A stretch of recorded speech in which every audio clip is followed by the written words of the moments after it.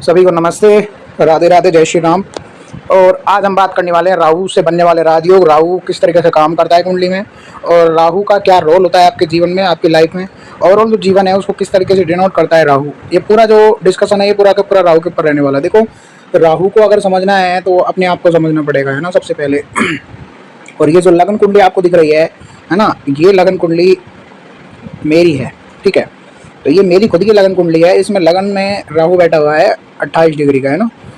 तो लगन में राहु 28 डिग्री का बैठा हुआ है, और चंद्रमा देखिए 20 डिग्री का बैठा हुआ है। राहु के जस्ट पीछे है चंद्रमा, ठीक है।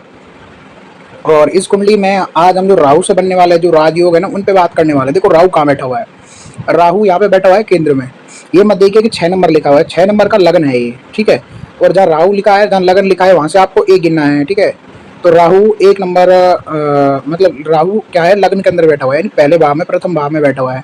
तो राहु प्रथम भाव का फल क्या होता है। देखिए, राहु प्रथम भाव का फल होता है कि कोई भी दिक्कत आपको हो सकती है। किस तरीके की दिक्कत हो सकती है, सिर से संबंधित दिक्कत हो सकती है।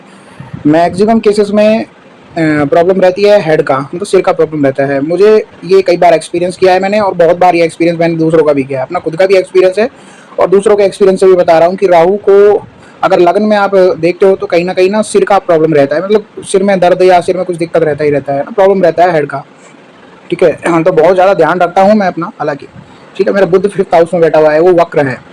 मेरा जो लगन लॉर्ड है वो वक्र है, वो राहु से दूर जा रहा है। देखो, जो लगन लॉर्ड, जो भी प्लैनेट वक्र हो जाएगा वो अपनी डिग्री कम करना चाहेगा राहु केतु को छोड़ के, ठीक है। राहु से बनने वाले जो राजयोग है उसमें सबसे बड़ा जो रिसर्च का पार्ट है वो क्या है कि राहु कहाँ है, लग्न के अंदर बैठा हुआ है। इस लग्न का स्वामी कहाँ बैठा हुआ है, पंचम में। तो लग्न में बैठा हुआ है, यानी लग्न क्या है, केंद्र। जो 1, 4, 7, 10 जो भाव होते हैं ना आपके, वो आपके केंद्र हाउस होते हैं, यानी केंद्र भाव होते हैं, केंद्र के घर होते हैं। और 5 और जो 9 होते हैं ये आपके त्रिकोण होते हैं। जब आपके केंद्र का और त्रिकोण का संबंध हो जाता है ना कुंडली के अंदर, तो उसको अपने आप में एक राजयोग बोलते हैं ना। वो एक राजयोग है। अब इस पे ही हम लोग बात कर लेते हैं कि क्या क्या है राजयोग है चार्ट के अंदर, है ना। तो ये पेंसिल ले लेते हैं। देखो, ये देखिए, ये 1 है, ये दूसरा भाव है, ये तीसरा भाव है, ये चौथा भाव है, ये 5वां भाव है, ये 6ठा भाव है, ये 7वां भाव है, ये 8वां भाव है, ये 9वां भाव है, ये 10वां भाव है, और ये 11वां भाव है ना, ठीक है जी। तो ये इस तरीके से हैं ये भाव इसके चार्ट के अंदर, ठीक है। ये भाव हैं इस कुंडली के अंदर। यहाँ पे लग्न लिखा हुआ है, यहाँ से आपको एक गिनना है ना। ये लग्न है जो यहाँ पे आपको दिखाई दे रहा है, ये 1 है, यानी फर्स्ट हाउस है, यानी पहला भाव है ये, ठीक है जी। तो इसका क्या सिग्निफिकेशन है। देखो, लगन का जो स्वामी है वो कौन है, बुध। बुध यहाँ पे उच्च का होता है, यानी पावरफुल पोजीशन में बुध यहाँ पे रहता है आपका। तो बुध यहाँ पे पावरफुल पोजीशन में रहता है। आपकी कुंडली का सबसे अच्छा प्लैनेट है, लगन लॉर्ड भी है, उच्च का भी रहता है। वहाँ पे राहु जाके बैठा है। अब राहु ने जो पोजीशन लिया है, और राहु ने जो पोजीशन लिया है वो बुध के घर की पोजीशन लिया है, वहाँ पे वो उच्च का होता है। और जो बुध है वो 5th हाउस में बैठा है, यानी पंचम भाव में बैठा है जाके, है ना। और एक ऐसे ग्रह के साथ बैठा है जो कि मंगल है, जो कि खुद उच्च का बैठा हुआ है पंचम भाव में, ठीक है। और पंचम भाव में बैठा हुआ है। और बुध कौन से भाव का लॉर्ड है, अष्टम का लॉर्ड है। तो मेरा जो काम है वो ज्योतिष का काम है, क्योंकि अष्टम ना ज्योतिष, 8वां जो घर है वो ज्योतिष का घर है, ठीक है। और मेरा जो 8वें का लॉर्ड है वो मेरे 10वें घर के स्वामी से कनेक्ट हो गया है, इसी वजह से मैं ज्योतिष कर रहा हूँ, है ना। ज्योतिष से मेरा संबंध है ना। और पंचम का और अष्टम का कनेक्शन है, ठीक है।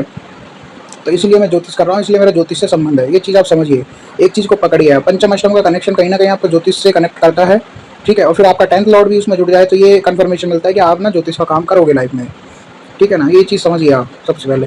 देखो, राहु से बनने वाला राजयोग में हम बात करें, पहला राजयोग सबसे बड़ा ये है कि राहु लगन में बैठा हुआ है, और उसका जो लगन का स्वामी है वो पंचम में जाकर बैठा है। तो केंद्र और त्रिकोण आपस में मिल गए, तो सबसे बड़ा राजयोग तो यही है। तो राहु अपने आप में राजयोग देगा। राहु की जब भी दशा महादशा आती है तो मुझे अच्छे फलों की प्राप्ति होती है लाइफ में। अच्छा समय में जब मुझे लगता है कि कब होगा मेरा, तो अच्छा समय मेरे को राहु की महादशा दशा प्रत्यंतर में देखने को मिलता है। लोगों को जनरली लगता है कि राहु आएगा तो बुरा करे, ऐसा नहीं है। वो जिसके घर में बैठा है उसके घर के अकॉर्डिंग वो फल देता है। देखो, राहु की डिग्री 28 डिग्री है। राहु की डिग्री के पास कौन बैठा है 26 डिग्री का सूर्य बैठा हुआ है, और 26 डिग्री का कौन बैठा है, आपका शनि। तो ये राहु की डिग्री के बहुत पास है। तो इनकी दशाएं भी आती है जब भी बहुत ज़्यादा अच्छा काम करती हैं ये दशाएं, है ना। हालांकि आपको लगेगा कि इसी डिग्री के पास है तो ये तो प्रॉब्लम है, प्रॉब्लम नहीं है ये। राहु बेसिकली आपको मेटेरियल जो चीज़ें हैं, मेटेरियलिज्म की जो चीज़ें वो आपको देता है ना लाइफ के अंदर। जैसे सूर्य नेम फेम है, शनि क्या है, आपका रोजगार है। तो शनि के टाइम पीरियड में ज्योतिष सीखना शुरू करा था। तो ये आप समझिए कि शनि बहुत इंपॉर्टेंट प्लैनेट हो गया, ठीक है ना। तो बहुत ज़्यादा ये जरूरी है कि राहु को आप ऐसे ना समझें कि राहु अगर लगन में है तो खराब है। देखो, एक चीज़ है वो मैलेफिक है, तो कुछ ना कुछ दिक्कत वो देता है आपको, ठीक है ना। तो सिर से संबंधित दिक्कत देता है, सिर में दर्द या इस तरह की चीज़ें। पर वो काफ़ी कवर अप हो जाती हैं बहुत सारी चीज़ें, ठीक है, क्योंकि लगन लॉर्ड है वो पंचम में बैठा हुआ है, वक्र भी है वो। ठीक है, तो राहु के दोषों को बुध दूर कर सकता है आराम से। फिर केंद्र में बैठा हुआ है आपका सूर्य और आपका बृहस्पति, जो अपने आप में बहुत बड़ी बात है। केंद्र में बृहस्पति का बैठना आपके लाख जो बुराइयां है ना चार्ट की उनको दूर कर देता है। मतलब बुरे से बुरे जो चीज़ें हैं अगर आप फेस कर रहे हो तो लगन के अंदर अगर बृहस्पति या 4th में बृहस्पति, 7th में बृहस्पति, 9th में 5th हाउस में बृहस्पति बहुत अच्छा काम करता है। ये लगन को बचाने का काम करता है, ठीक है ना। तो ये चीज़ है। यहाँ पे बृहस्पति 60 डिग्री का है तो बृहस्पति अस्त भी नहीं है, क्योंकि दूरी भी काफी ठीक ठाक है बृहस्पति की सूर्य से, ठीक है ना। बृहस्पति सूर्य से अस्त भी नहीं है यहाँ पे। फिर लगन का डिग्री 21 है, तो जो राहु है वो लगन की डिग्री 21 है, राहु की डिग्री 28 है। राहु ना पिछले यहाँ से आ रहा है, राहु उल्टा चलता है, ये चीज़ भी आप याद रखिए। ये 28 डिग्री है ना, एक्चुअल में इसको 30 से आप माइनस कर लीजिए। एक्चुअल में राहु 2 डिग्री का है, एक्चुअल में राहु जो है वो दो डिग्री का है, ठीक है ना। असलियत में राहु 2 डिग्री का है, ये चीज़ आप याद रखिए, ठीक है ना। तो बस इतना ही समझाना था आपको। राधे राधे।